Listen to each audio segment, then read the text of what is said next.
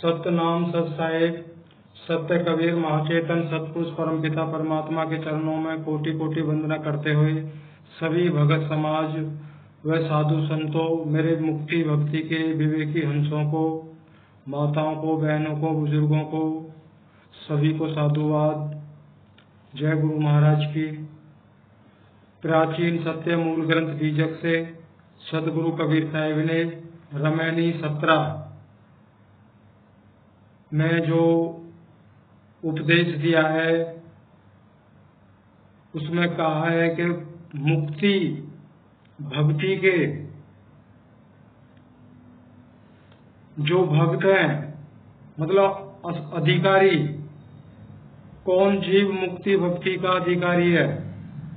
आज सभी भक्तजनों को ध्यान देना है। आप क्या करते हैं, क्या नहीं करते हैं, किस गुरु की शरण में हैं। आपको आज इस रमैनी से ये पता चलेगा कि वाकई मुक्ति देने वाले प्रथमाचार्य सतगुरु कबीर साहिब हैं, उनके अलावा दूसरा है ही नहीं। बार बार बताया जाता है गुरु केवल मार्गदर्शक होता है, उस सत्य राह पे चलाता है। जब उस सत्य राह पे चलते हैं तो आगे सतगुरु कबीर साहिब उस सत्य को लखाते हैं।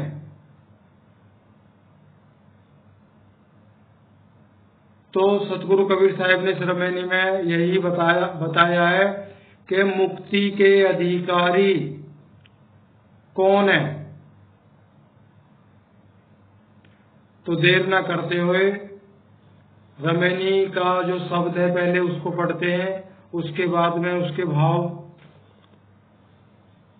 को सुनेंगे। जय गुरु महाराज की। रमैनी 17 अधिकारी एवं सतगुरु का उपदेश। जो मुक्ति भक्ति के अधिकारी हैं उनको सतगुरु साहिब क्या कहना चाहते हैं। जस जीव आप मिले अस कोई, बहुत धर्म सुख हृदय हुई। जासु बात राम की कही, प्रीत ने काहू सो निर्वही। एक ही भाव सकल जग देखो, बाहर परे तो होए विवेकी। विषय मोह के फंद छुड़ाई, तहां जाए जहां काट कसाई। विषय मोह के फंद छुड़ाई, तहां जाए जहां काट कसाई। आहे कसाई छुरी हाथा, कैसऊ आवे काटो माथा। मानुष बड़ा बड़ा होए आया, एक ही पंडित सब पढ़ाया। पढ़ना पढ़ो धरो ज निगाई, नहीं तो निश्चय जाऊं भिगोई। ये शब्द हो गया। अब साकी है। सुमरिन करूं राम का, छाड़ूं दुख की आस। तर ऊपर होए चपिए, जस कोलू कोट 50। बड़ी ही सुंदर साहिब का सत्योपदेश है। सभी प्रेमियों को ध्यान से सुनना है। सतगुरु ने क्या व्याख्या की है, आइए सुनते हैं। सतगुरु कबीर साहिब कहते हैं, हे सच्चे जिज्ञासु, जैसे निर्मल हृदय के अधिकारी अनुरागी जीव तुम मुझे मिले हो। किसको कहा? धनी धर्मदास को।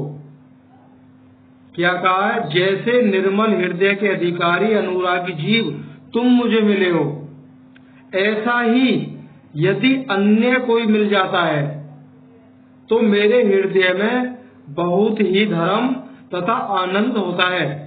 अगर आप जैसा अगर कोई अन्य भक्त मिल जाता है, मुझे अपार खुशी होती है। कौन कह रहे हैं? सतगुरु कबीर साहिब। क्योंकि ऐसे ही निरपक्ष सत्य के खोजी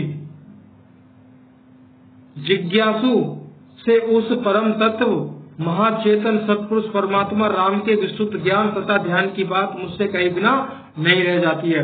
अगर आप जैसा धनी धर्मदास अगर कोई दूसरा मुझे मिलता है तो सत्य पुरुष परमात्मा, उस सार सबद स्वरूप परमात्मा की विशुद्ध सत्य भक्ति ज्ञान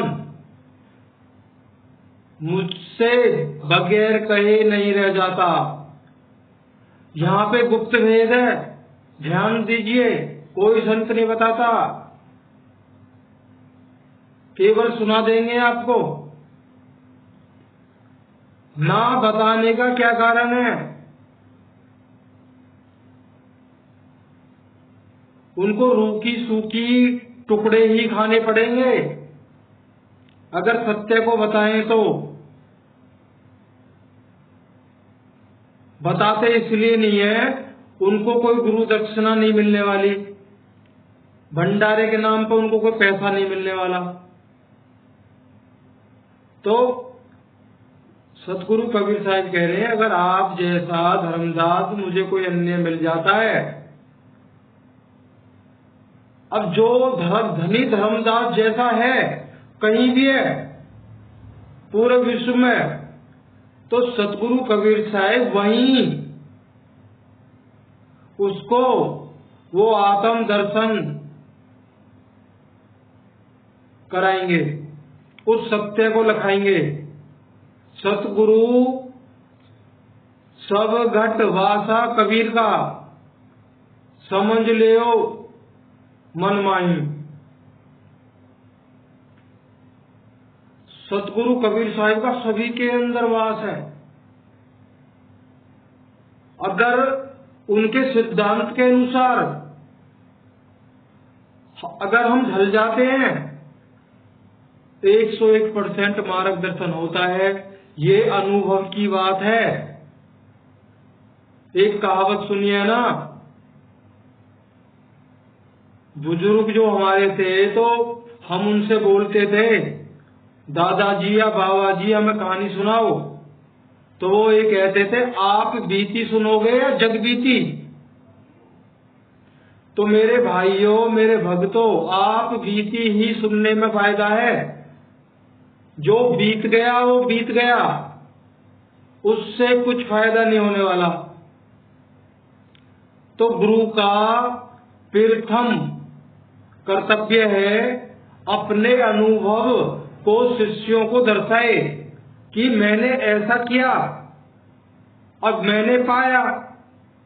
आप करोगे आप पाओगे, लेकिन ऐसा नहीं होता है। आपके सामने नाना प्रकार के पुराणों की कथाएं, बीती हुई युगों की वार्ता वही तो रखी जाती हैं। कोई कहता आज का सत्संग मन को कैसे काबू में करें, पांचों विकारों को कैसे काबू में करें, ध्यान एकाग्र क्यों नहीं होता है, उसकी विधि, धुन क्यों नहीं सुनाई देती है। आप उस समय भजन पर बैठोगे तो धुन सुनाई देगी। नाना प्रकार सिद्धांत को तो रखते नहीं। आप बीती अगर सुनना चाहते हो, वो धुन अखंड वो आती है निरंतर, बगैर किसी अंतर के।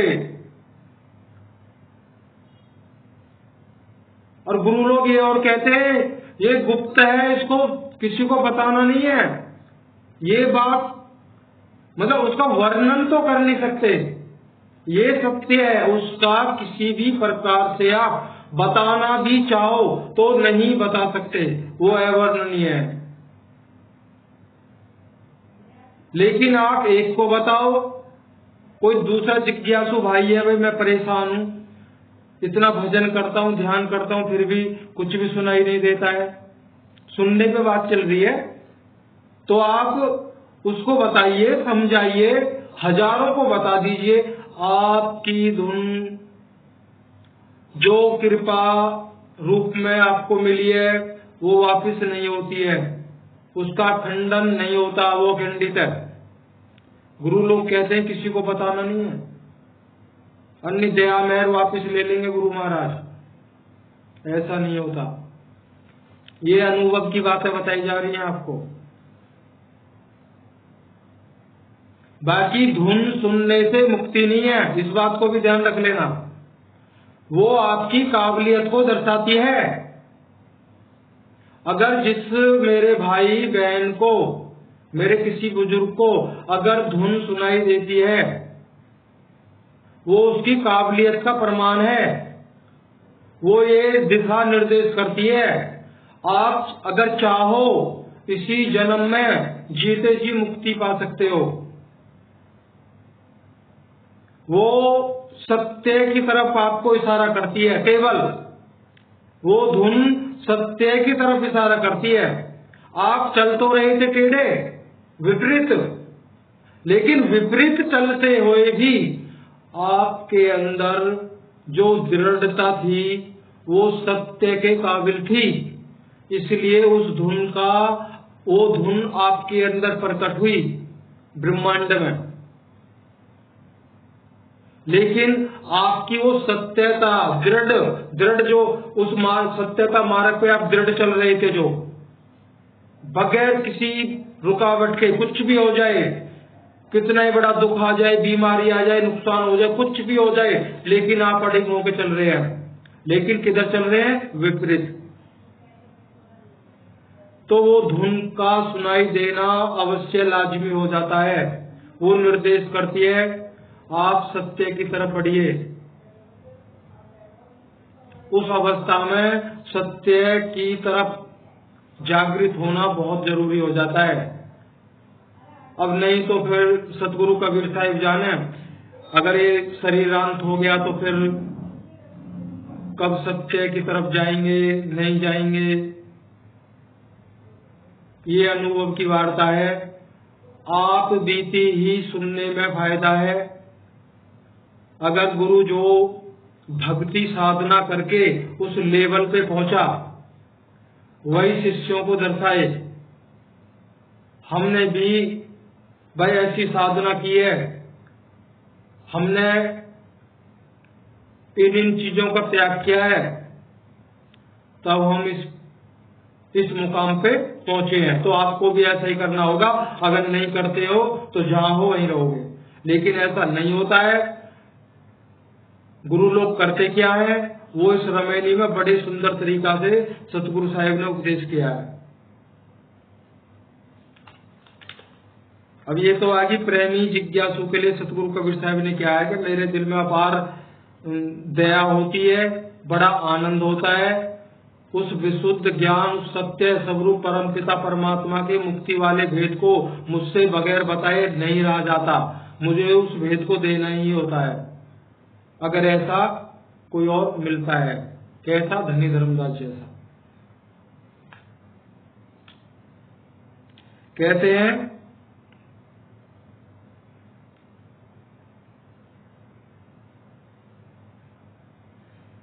विशुद्ध ज्ञान की बात मुझसे कहीं बिना नहीं रह जाती है। पर कह रहे हैं सत्य पुरुष परमात्मा के अतिरिक्त वह अन्य किसी के प्रति नहीं निभाता है। केवल वो परमात्मा को जान चुका होता है, उसके अलावा वो किसी को नहीं जानता।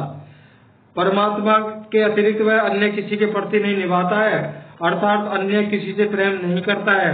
3 लोक 14 भुवन रूप समस्त जग में दुख सुख आदि को एक ही समान दशा में देखकर, इस दुख में जगत एवं विषयों से मन को हटाकर जो बाहर अर्थात पृथक होकर वैराग्यवान हो जाता है और सार स्वरूप महाचेतन सतपुरुष परमात्मा में अपनी स्थिति कर जाता है, वही सच्चा जिज्ञासु है, वही सच्चा साधक है, वही साधन अभ्यासी है और विवेकी और ज्ञानी होता है। वही सत्य ज्ञानी है। कौन? जो 3 लोक 14 भुवन समस्त सुखों को, समस्त दुखों को त्याग के उस अवस्था से ऊपर उठ जाए। उससे बड़ा ज्ञानी नहीं कोई भी संसार में। सतगुरु कबीर साहब ने जो बोला है वो बोला है। जो ये कहते हैं ना, हम सत्संग में जा रहे हैं जी, मौज आ रही है, सेवा कर रहे हैं जी, बढ़िया मौज आ रही है। मौज नहीं है, वो आपके छुपे हुए दुखों की तरफ बढ़ रहे हो आप। सतगुरु कबीर साहिब ने आए 11 महीने में ही सतगुरु कबीर साहिब ने कहा है ना, जब साधक सत्य की राह पे चलता है तो काम, क्रोध, लोभ, मोह, अहंकार, राग, द्वेष, मन, पांचों इंद्रियां का 5 कर्मेंद्रियां, 5 ज्ञानेंद्रियां और एक मन, ये 11 तुम्हारे पीछे ऐसे लग जाएंगे, आपको चैन नहीं लेने देंगे। जब चैन नहीं लेने देंगे तो क्या उस स्थिति में हम ये कह सकते हैं कि मौज आ रही है? लेकिन हम उनसे लड़ते हैं। सतगुरु कबीर साहब ने पहले ही आगाह कर दिया है, जब सत्य पर चलोगे तो ऐसा होगा। और इनको कैसे काबू में करना है, इनको साधना कैसे, मर नहीं सकते, बिल्कुल भी नहीं। साधना है सहज समाधि के द्वारा, निध्यासन। साहिब ने निध्यासन का नाम लिया, उसके द्वारा इनको साधना है। लेकिन जब मौज का विषय है, मौज आ रही है जी, तो वहां पे इंद्रियों का स्वाद मिल रहा है, मन को अपना अलग स्वाद मिल रहा है, सब अपने अपने स्वाद में मस्त हैं, तो लड़ाई कौन करे फिर? सबको अपना अपना स्वाद मिल रहा है, तो फिर लड़ाई किस बात की है? जीवात्मा भी अपना जी रही है आराम से, उनको भी, विकारों को भी भोजन मिल रहा है, सब कुछ जो चाहिए इनको वो मिल रहा है। दिक्कत क्या है? कुछ भी नहीं। ये जागते जब है, जब तुम इनको खाना देना बंद करोगे तब तुम्हारे पीछे लगेंगे। किसी भाई को पता है इस बात का।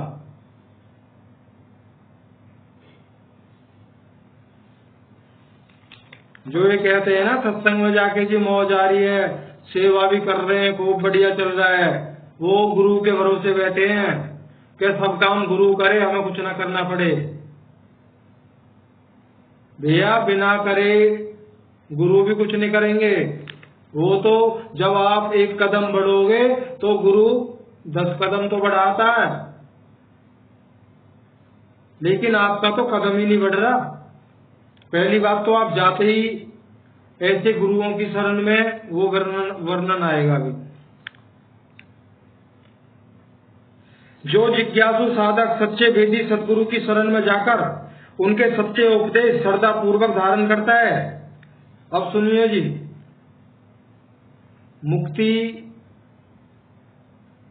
के अधिकारी कौन जीव है? जो जिज्ञासु साधक सच्चे वेदी सतगुरु की शरण में जाकर उनके सत्य उपदेश श्रद्धा पूर्वक धारण करता है और संसार को असत्य परिवर्तनशील समझकर उससे पृथक होकर बंध मुक्त तथा जड़ चेतन आत्मा एवं महाचेतन सत्पुरुष परमात्मा का भली प्रकार विचार करता है और स्त्री पुत्र तथा धन आदि पदार्थों के विषय भोग सुख में जो मोह होता है उसे फंदा अर्थात बंधन से अपने को छुड़ा लेता है, वही ज्ञानी तथा मोक्ष का भागी होता है। कौन? जो सतगुरु के सत्संग को सुनता है, उनके सिद्धांत पे दृढ़ होकर चलता है, जो स्त्री पुत्र धन आदि ऐश्वर्य जो भी पदार्थ है उनको फंदा समझता है, इस जगत को असत्य मिथ्या समझता है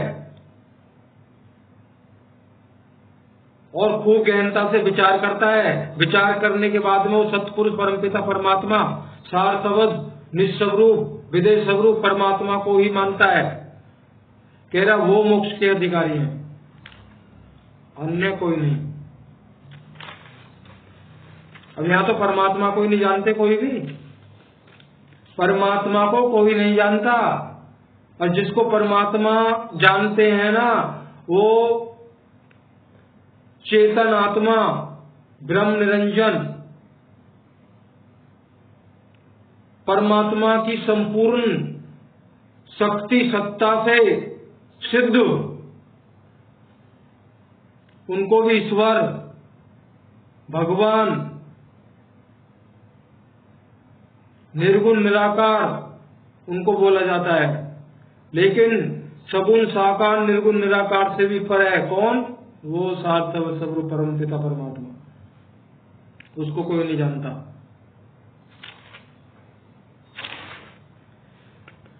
कह रहे हैं जो सत्य असत्य के विवेक से रहित होते हैं, जो सत्य को नहीं जानते, असत्य को नहीं जानते, तो वह मानव जीव परीक्षाहीन होने से दीक्षा उपदेश ज्ञान के लिए जहाँ जाते हैं। जो सत्य और असत्य में विचार नहीं करते हैं वो जाते कहाँ हैं? वहां पर आत्महत्या। कह रहे वो परीक्षाहीन होने से दीक्षा उपदेश ज्ञान के लिए वो मुक्ति का ज्ञान लेने जाते कहाँ हैं? कह रहे वो वहां जाते हैं जहाँ पर आत्मा हत्या करने वाले वंचक गुरुवा, झूठे गुरुवा लोग उनको किसी अनात्म पदार्थ के तथा सिद्ध जीवों को परमात्मा बताकर उनकी आराधना में लगा देते हैं। जो सत्य पे विचार नहीं करता है, असत्य पे विचार नहीं करता है, बुद्धि का इस्तेमाल नहीं करता है, वो ज्ञान लेने के लिए ऐसे ही गुरुओं की शरण में जाते हैं। वो गुरु क्या करते हैं? किसी सिद्ध महात्मा को भगवान परमात्मा बताकर बस उसी की आराधना में लगा देते हैं। अर्थात वे अज्ञानी लोग वहां जाते हैं, वहां ही उनको काल रूप कसाई मिलता है। गुरु के रूप में कौन मिलता है? काल रूप कसाई। कसाई क्यों कहा है? अब आगे सुनिए। क्योंकि अधिकतर लोग वंचक गुरुवा, वंचक जो शब्द आएगा वो झूठा है, झूठे के लिए साहिब ने बोला है। वंचक गुरुवा, झूठा गुरुवा रूप काल कसाई के पास जाते हैं, जहां उनको काल कसाई काट खाता है।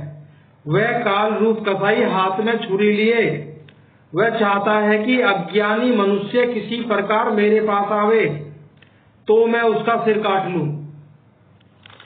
शब्द में सुना था ना आपने, विषय मोह के फंद छुड़ाई कहाँ जाए जहाँ काट कसाई, ये शब्द में आया है, उसी की व्याख्या। कह रहे गुरुवा रूप काल कसाई के पास जाते हैं जहाँ उनको काल कसाई काट खाता है। वह काल रूप कसाई हाथ में छुरी लिए हुए वह चाहता है कि अज्ञानी मनुष्य किसी प्रकार मेरे पास आवे तो मैं उसका सिर काट लूं। भाव यह है कि भ्रम में डालने वाले वंचक गुरुवा लोग अज्ञानी लोगों को भटकाते रहते हैं, क्योंकि वे अपने स्वार्थ में फंसाकर उनका जीवन नष्ट कर देते हैं। ऐसी स्थिति में ना वो इधर का रहता है और ना उधर का रहता है। जब उनका जीवन ही नष्ट हो गया, उस भक्ति से कोई फायदा ही नहीं हुआ। ये अमूल्य है, मनुष्य तन देव दुर्लभ, मनुष्य तन बर्बाद हो गया। इससे बड़ा कोई हत्या है? कह रहे हैं ऐसी स्थिति में वो जीव ना तो इधर का रहता है ना उधर का। उन गुरुवा लोगों के हाथ में अनेक भरम जाल रूप आत्म हनन करने वाले असत्य पुस्तकें हैं। अब ऐसे गुरु लोगों के पास क्या होती है, अब ध्यान से सुन लीजिए, जो झूठे गुरु हैं। उन गुरु लोगों के हाथ में अनेक तो भरम जाल होते हैं, नाना प्रकार की क्रियाओं के भरम में आपको फंसा देंगे और आत्म हनन करने वाले, आत्मा की हत्या करने वाले, आत्मा को अधोगति में पहुंचाने वाले असत्य पुस्तकें, उनके अपने हाथ से लिखी हुई वानियां, जो सत्य नहीं है उसको आपको बताना, असत्य पुस्तकें, अनेक धूर्तपन की चालें। और चालें तो उनके अंदर इतनी होती हैं, आप कितने ही सवाल करो वो आपको उलझाते ही रहेंगे और आप कहेंगे जी हाँ गुरुजी बिल्कुल सही कह रहे हैं। उनके धूर्तपने की बहुत चालें होती हैं उन्हीं के अंदर, जिससे वह कोई सत्य तत्व का जिज्ञासु क्यों न हो, अगर उनकी शरण में वाकई कोई मुक्ति का अधिकारी सत्य जीव है तो उसका भी वही हाल करते हैं। वो क्या हाल करते हैं? सत्य तत्व का जिज्ञासु क्यों न हो, उसको वे अध्यात्म विद्या से विरुद्ध अपने अनात्म धोखा कर्म जालों में फंसा लेते हैं। उस बेचारे की सत्य राह पे आ गया, इतनी भक्ति हो गई थी, लेकिन अपने धूर्तपन में, अपने जाल में उसको भी फंसा लेते हैं। जब फंस जाता है तो वो ना इधर का ना उधर का, वो गया अधोलोक में गया, फिर वो अधोगति। वास्तव में वे गुरुवा लोग साक्षात कसाई, सतगुरु कबीर साहब कह रहे हैं वास्तव में वे गुरुवा लोग साक्षात कसाई रूप हैं। कारण कि वह अपने पंजा में फंसे जीवों का घात करते हैं। वंचक गुरुवा तो कसाई से भी बढ़कर होते हैं। कह रहे झूठे गुरु तो कसाई से भी बढ़कर हैं।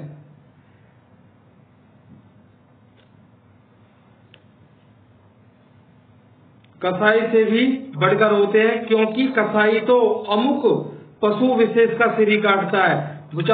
कसाई तो ना बोलने वाले जानवर का सिर ही काटता है, किंतु ये झूठे गुरु किसी प्रकार से शरण में आए मनुष्य के आत्मा तथा परमात्मा के स्वरूप ज्ञान रूप मुख्य माथा काट डालते हैं। समझिए, अतः सदा के लिए जन्म मरण के चक्कर में डालना ही माथा काटना है। एवं संसार में मनुष्य अन्य सब योनियों के प्राणियों की अपेक्षा बड़ा है और इस संसार में बड़ा होकर ही आया है। मनुष्य को जब मुक्ति का अधिकार है तो इससे बड़ा और क्या होगा? किसी को भी नहीं, किसी देवी देवता को ये अधिकार नहीं, केवल मनुष्य को ये अधिकार है। और इस अधिकार को कौन छीनते हैं? गुरु लोग, झूठे गुरु लोग।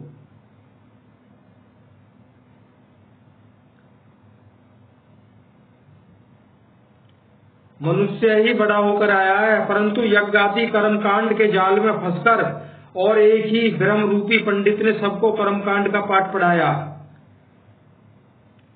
अतः एवं सतगुरु कहते हैं कि हे जिज्ञासु जनों, जो पढ़ने के योग्य हमारी स्वयं वेदवाणी के अंतर्गत आत्मा तथा सारस्वत परमात्मा के स्वरूप ज्ञान रूपी अध्यात्म विद्या है, उसको भेदी सतगुरु की शरण में जाकर उनके द्वारा साधन अभ्यास पूर्वक पढ़ो और उसे छिपाकर भी मत रखो। सतगुरु कबीर साहब ने कहा है उस सत्य को छुपाकर भी नहीं रखना है। तो ये सेवक, जब इस साहब ने कहा ना इसको छुपा के नहीं रखना है, तो इसलिए अब आप सभी के सामने इस सत्य को बोला जा रहा है सतगुरु की कृपा से। हमारे अंदर, आपके अंदर ताकत ही नहीं है। बोलना तो बात का विषय हो गया ना, पहले तो जाने, यही बहुत बड़ी बात है। जब जानेंगे तभी तो बोलेंगे। तो इसलिए ये सेवक आपके सामने सत्य को रख रहा है। आप विचार करें ना करें वो आपका स्वयं का अपना निर्णय है। इसको छुपाकर भी मत रखो, किंतु दूसरे अधिकारियों को भी पढ़ाओ, अर्थात प्रदान करो। नहीं तो निश्चय है कि तुम भी नष्ट हो जाओगे। कैसे नष्ट हो जाएंगे?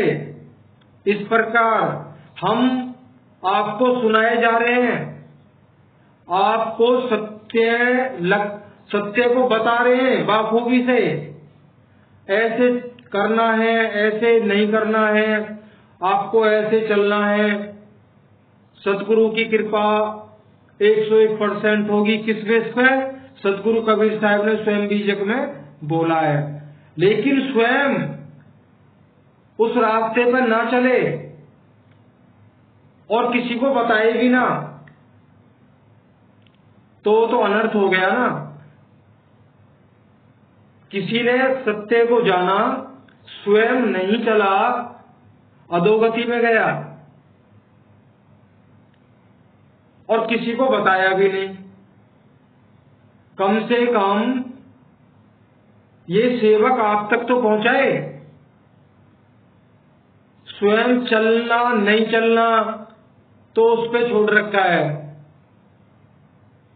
जब यहां तक पहुंचाया है तो आगे भी सतगुरु संभाल करेंगे। बस चिंता बनी रहनी चाहिए। सतगुरु 24 घंटा मेरे साथ हैं।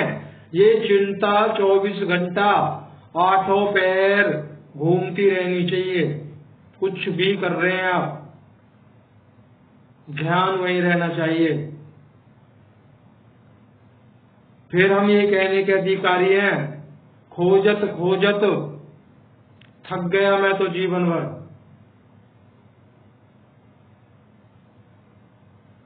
अब दया तो सतगुरु आपने करनी थी, क्यों नहीं करी, कब करोगे ये तो आप जाने, लेकिन अंदर एक खुशी रहती है, मैं सत्य पे चल रहा हूं। बस अब तक झूठ की तरफ चल रहा था, वो सब छोड़ के अब सत्य पे चल रहा हूं। अब आप ही सोचिए, इससे बड़ी क्या खुशी है। कह रहे नहीं तो तुम भी नष्ट हो जाओगे।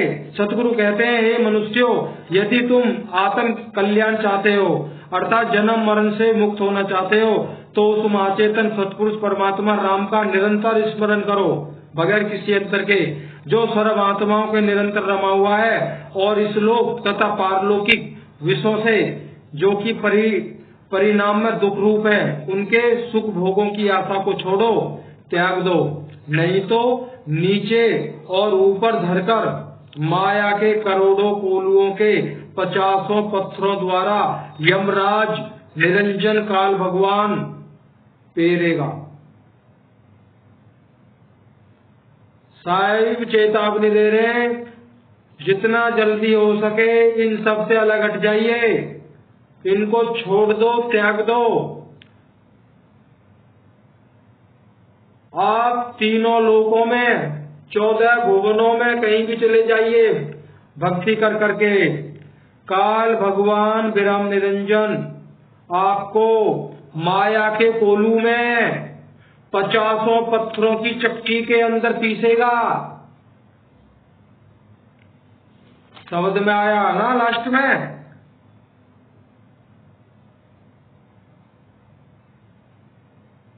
ये साखी का है, सुमरिन करूं राम का छाड़ो दुख की आस, तर ऊपर होए चापे जस कोलू कोटि पिचास। 50 पत्थरों के कोलू में पीसेगा कौन? काल भगवान विरम निरंजन। 3 लोक 14 भुवन, कहीं भी पहुंच जाइए। अगर सत्य को जान गए, अगर चले उस रास्ते पे, तो सतगुरु कबीर साहिब अपनी मोहर लगा देते हैं। एक उनकी वाणी भी है, बीजक का ही शब्द है, धरती तो हांडी वही, ढकना भया आकाश, 3 लोक ईंधन भये, जीव का कहा निकास। सतगुरु हांडी फोड़ के ढकना दियो उभार, जीव चला सतलोक को, काल राज हुकमार। धरती तो हांडी वही, धरती क्या है? 5 महाभूतों से बना हुआ शरीर, ये क्या है? हांडी। ढक्कन क्या है? ये तबली। ढकना भया आकाश, ये ढक्कन लग गया। जीव आत्मा कहाँ है? इसके भीतर। 3 लोक ईंधन भये, नीचे 3 लोकों का ईंधन, आग जल रही है। स्वर्ग में जाओगे तो भी वहां भी विषय विकार है, कहीं भी जाओगे विषय विकार है, विषयों की अग्नि प्रज्वलित हो रही है। 3 लोक ईंधन भये। बहुत अच्छा, इस पर सत्संग सुनने में आनंद आएगा, लेकिन अब रमैनी तो दूसरी चल रही है, थोड़ा उदाहरण के लिए ली है। तो जीव कैसे निकलेगा? तो सतगुरु हांडी फोड़ के, हांडी का फोड़ना क्या है? इस 3 गुण, रज सत्व तम और 5 तत्व, 5 महाभूतों के द्वारा शरीर बना है। अग्नि, वायु, जल, आकाश और पृथ्वी, इन सबसे आपकी सूरत को बाहर कर देते हैं। कब? इस तोड़ना हो गया इस पिंड ब्रह्मांड से सूरत को हटा देना। कैसे? अब हमारी सूरत इनके साथ में, ये जो तीन है ऐसे होना चाहिए था। ये रजोगुण सतोगुण तमोगुण, इसी के साथ में हमारी सूरत है। 1 2 3 4 5, ये 5 हो गए 5 महाभूत, 5 तत्व, और हर उंगली में 3 रेखाएं, ये 3 गुण हो गए। 5 और 3 8। केवल इन 8 5 तत्व 3 गुणों का ही खेल है, 9वां कुछ है ही नहीं। इनसे सूरत को हटा के उस विदेश स्वरूप में साहिब जब लखाते हैं तब हमारा पिंड छूटता है इस पिंड से।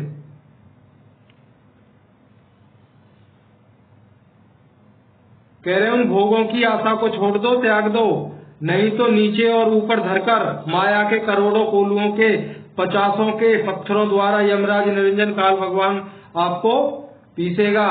अर्थात नीचे नरक ऊपर स्वर्ग के बीच रखकर काल पुरुष तुमको पीसेगा, नहीं बच सकते। तो इति शुभम, ये रमैनी का समापन हुआ। तो अब विचार, कई भाइयों के अंदर ये विचार आएगा कि इसमें बार बार आया है, हर रमैनी में आता है कि भेदी सतगुरु की शरण में जाओ, उनके सत्य उपदेश पे चलो। तो ये विचार आना भी स्वाभाविक है, सभी के अंदर आएगा। लेकिन साहिब ने इसका, देखो सारी व्यवस्था माता के गर्भ से आती है। समय ज्यादा हो गया है, अगली रमैनी में फिर बताएंगे। सारी व्यवस्था माता के गर्भ से आती है। गुरु भी साथ आता है, सतगुरु भी साथ आता है, काल भगवान साथ आता है, सारे विषय विकार सब साथ आते हैं। ज्ञान अज्ञान त्याग वैराग्य ग्रह सब साथ आते हैं। जागृत कब होते हैं? हमारे पिछले पुण्यों के हिसाब से। अनंत जन्मों का जो हमारा पुण्यों का जो योग बनता है, जब योग ऐसा बनता है कि इसको अब सत्य है, इसके अंदर जागृत होना चाहिए, तो वो होता है। हमारे अंदर, जीव के अंदर ये ताकत नहीं है, वो सतगुरु को ढूंढ ले, सच्चे गुरु को ढूंढ ले। जहां भी जाएगा ज्यादातर झूठे गुरुओं की ही शरण मिलेगी। अब विषय बात यहाँ खड़ी हो जाती है कि कैसे, मतलब सच्चे गुरु कौन है, कैसे पता करें? कुछ नहीं करना है आपको। जिस भी गुरु की शरण में आप निस्वार्थ जाइए। कभी कभी जीवन भर सत्संग सुनते मर जाओगे, नाम जपते हुए मर जाओगे, ध्यान करते हुए मर जाओगे, कुछ नहीं बनने वाला। आप सत्य क्या है? सतगुरु कबीर साहब ने कहा है, आदि साखी कबीर की कोटि ग्रंथ कर जान।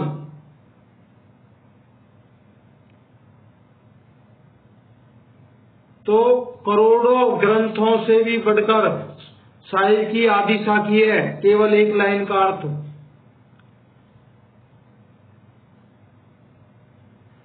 दूसरी जगह भी कहा है साहिब ने, साखी गुरु कबीर, साखी गुरु कबीर है, मान लियो सो प्रतीत।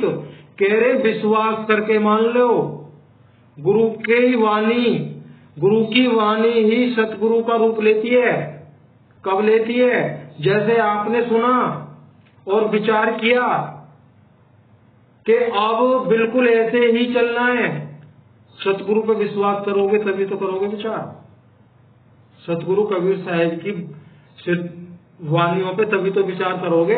पहले तो सतगुरु पे विश्वास करना, जो उन्होंने बोल दिया वही अटल है। जब आपके अंदर ये बात आ जाएगी ना वही अटल है, तब आप चलना शुरू करोगे। तो ये भी आप बीती है, जग बीती है। जग बीती आपको सुनाई नहीं जाएगी, कुछ भी कहानियों से कोई लेना देना नहीं है। कबीर साहिब कैसे पैदा हुए, कबीर साहिब ने ये किया वो किया, रामानंद जी को गुरु बनाया, कहानियों से लेना देना नहीं है। जीवन बहुत थोड़ा है। सतगुरु का जो मुक्ति का रास्ता है उसको सुनिए, उस पर अमल करिए, उस पर विचार करिए। ये गारंटी है, आप 1 महीना करिए, आपको ऐसे अनुभव होंगे आपको 30-40 साल की भक्ति में भी नहीं हुए। ये है आप बीती, जग बीती से कोई लेना देना नहीं। जो बीत गया बीत गया, जिन्होंने किया उन्होंने पाया। हम अब वर्तमान में हैं, हमें क्या करना है क्या नहीं करना है उस पे विचार करना है।